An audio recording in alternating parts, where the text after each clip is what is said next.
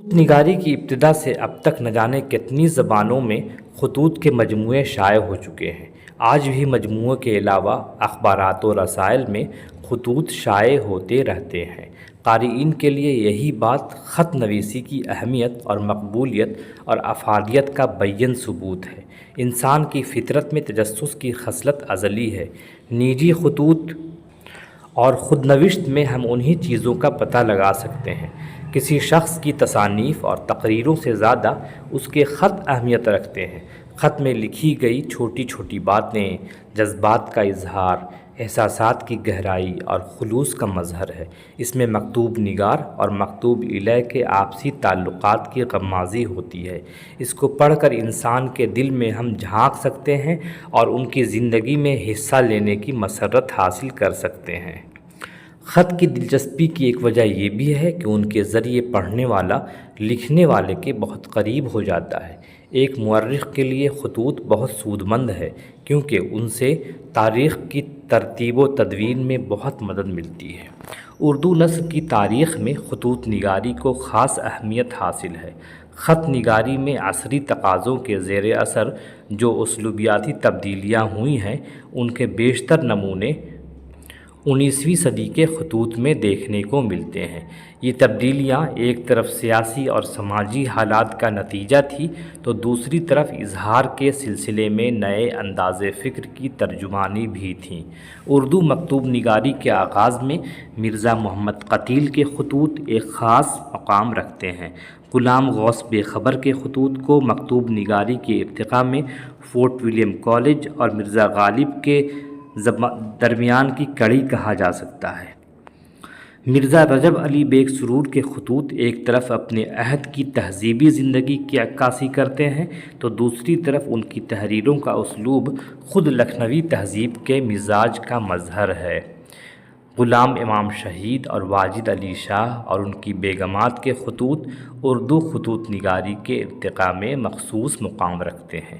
غالب کی خطوط نگاری کو ایک خاص اور ادبی مرتبہ حاصل ہے اور اس کے بعد کے زمانے میں خطوط نگاری عموماً اس کی روش کی تقلید کرتی نظر آتی ہے۔ اردو کے اولین دور کے مکتوب نگاروں میں تکلفات، تصنع اور آرائش کی جملہ خوبیاں موجود تھیں۔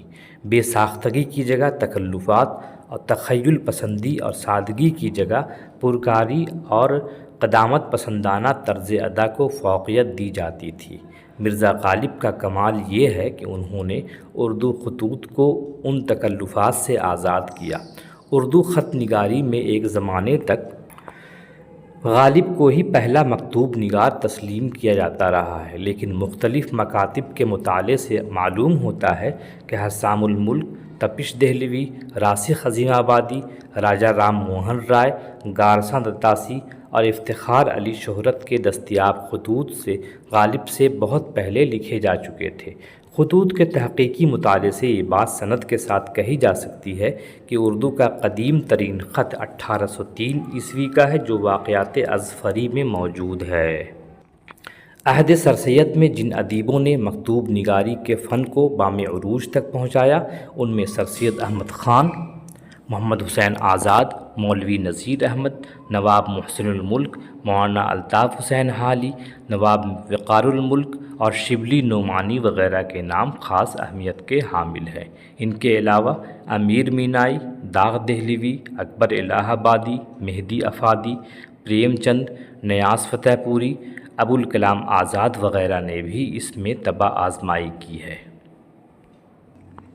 20ویں صدی تک یہ سلسلہ یوں ہی چلتا رہا۔ 21ویں صدی میں الیکٹرانک میڈیا کے آنے کی وجہ سے خطوط نگاری کی روایت کم ہوتی چلی گئی ہے۔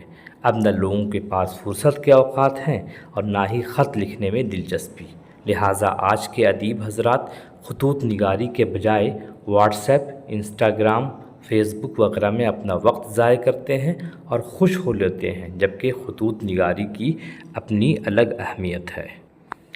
خطوط نگاری کے حوالے سے اردو میں مواد ذرا کم ہے، ایک اہم کتاب لکھی گئی ہے اردو میں مکتوب نگاری، یہ شاداب تبسم کی کتاب ہے، مکتبہ جامعہ لمیٹڈ نئی دلی سے شائع ہوئی ہے، 2012 عیسوی میں چھپی ہے۔ اس کتاب میں آپ خطوط نگاری کے حوالے سے مزید باتیں جان سکتے ہیں۔